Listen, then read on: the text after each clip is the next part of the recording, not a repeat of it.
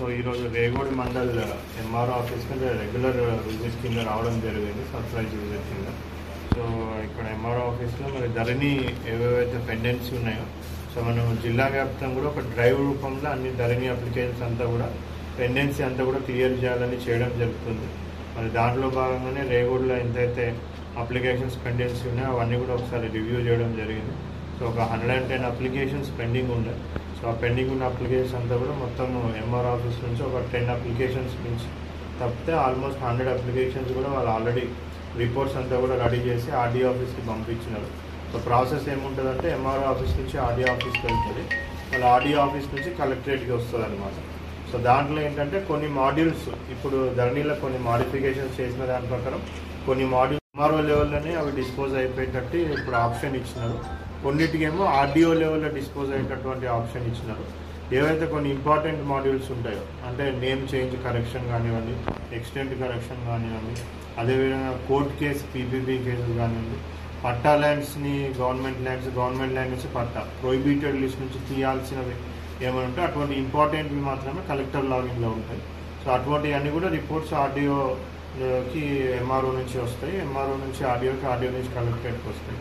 So అవన్నీ కూడా ఒకసారి చూడడం జరిగింది. మరి రేగోడి మండలం అయితే అంత ప్రాపర్గానే వాళ్ళు తొందరగానే కంప్లీట్ చేస్తున్నారు. మేబీ ఎంఆర్ఓ వాళ్ళు చెప్పడం ఏంటంటే ఇంకొక 3-4 డేస్లో ఉన్న 10 అప్లికేషన్స్ కూడా మొత్తం 100% కంప్లీట్ చేసేస్తామని చెప్పడం జరిగింది.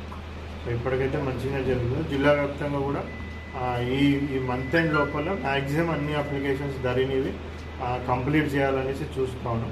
సో పబ్లిక్కి కూడా రిక్వెస్ట్ ఏంటంటే, సో చాలా మంది కూడా పబ్లిక్ ఎంఆర్ఓ ఆఫీస్కి తిరుగుతూ ఉంటాం. మేము ఒక 1 ఇయర్ అయింది, 2 ఇయర్స్ అయింది, 5-6 ఏళ్ళు అయింది, ఇంకా మాకు సమస్య ఎవరు పట్టించుకుంటలేరు అనేసి చాలామంది తిరుగుతూ ఉంటారు.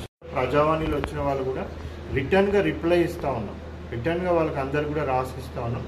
ఎందుకంటే చాలా మట్టుకు మనం చూసినవి కూడా ప్రజావాణి కుటుంబ కలహాల వల్ల, సో ఫ్యామిలీ డిస్ప్యూట్స్ అంటారు, కుటుంబ కలహాల వల్ల, కొన్ని ఏమో కోర్ట్ కేసు డిస్ప్యూట్స్ ఉంటాయి, కోర్టులో డిస్ప్యూట్స్ ఉంటాయి. సో కోర్టులో కానివ్వండి, కుటుంబ కలహాలలో కానివ్వండి, సో ఏవో 3-4 తరాల ముందు ఆస్తి పంపకాలు వాళ్ళ కుటుంబంలో సరిగ్గా జరగలేదంటే వాళ్ళు ఇప్పుడు వచ్చి అడుగుతూ ఉంటారు. సో ఇటువంటివన్నీ కూడా సివిల్ కోర్టు డిస్ప్యూట్స్ అంటారు. సో అటువంటి సివిల్ కోర్టు డిస్ప్యూట్స్ ఉంటే కూడా మేము క్లియర్గా రాసిస్తూ ఉన్నాం. ఎందుకంటే ఆ సివిల్ కోర్టు డిస్ప్యూట్ ఏ ఎంఆర్ఓ చేయలేడు, ఏ కలెక్టర్ చేయలేడు, అవి సివిల్ కోర్ట్స్ మాత్రమే చేయగలుగుతాయి. సో మనం ప్రాపర్గా వాళ్ళకి గైడ్ చేయకపోతే వాళ్ళు ఈ ఎంఆర్ఓ మారిపోతే ఇంకో ఎంఆర్ఓ చేస్తాడనేమో, లేకపోతే ఈ కలెక్టర్ మారిపోతే ఇంకో కలెక్టర్ చేస్తాడేమో అని ఉట్టిగానే వాళ్ళు తిరుగుతూ ఉంటారు. సో అవి కూడా తగ్గించాలనేసి ఆనరబుల్ సీఎం గారి ఇన్స్ట్రక్షన్ ప్రకారం ప్రజావాణి ఏవైతే వస్తున్నాయో వాటన్నిటికీ కూడా మనం రిటర్న్గా రిప్లై ఇచ్చి కూడా డిస్పోజ్ చేస్తూ ఉన్నాం. సో ఈరోజు రేగోడి మండల్ ఎంఆర్ఓ ఆఫీస్ కింద రెగ్యులర్ విజిట్ కింద రావడం జరిగింది, సర్ప్రైజ్ విజిట్ కింద.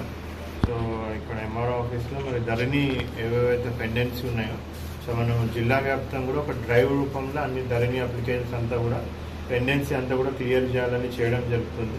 మరి దాంట్లో భాగంగానే రేగోడిలో ఎంతైతే అప్లికేషన్స్ పెండెన్సీ ఉన్నాయో అవన్నీ కూడా ఒకసారి రివ్యూ చేయడం జరిగింది. సో ఒక 110 అప్లికేషన్స్ పెండింగ్ ఉండే.